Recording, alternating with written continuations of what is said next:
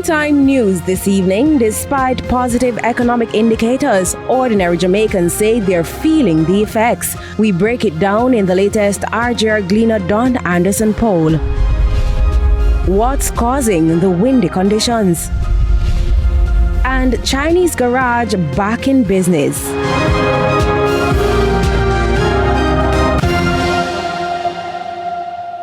And good evening and welcome to Primetime News online and on air at onespotmedia.com.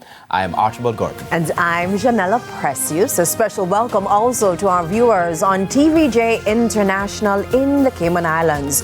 Now with a preview of what's to come in business news. He's joined the Four Eye Club. Here is Anthony Lugg. Well, Janella, inflation ticked up again in May, but why? I'll tell you what drove the increase later on in the business day. Not the Four Eye Club. Yes. That's crazy. Is Renardo? Are there glasses over there? 2020 vision. No, I tried the glasses thing. It didn't work. Well, Archie, 6 days after the Reggae Boys beat Guatemala 3-0 at the National Stadium in their World Cup qualifier, the teams will meet again tonight in their opening game of the CONCACAF Gold Cup, and Montego Bay United have confirmed Xavier Gilbert as their head coach for next season. We'll have those and more in Primetime Sports.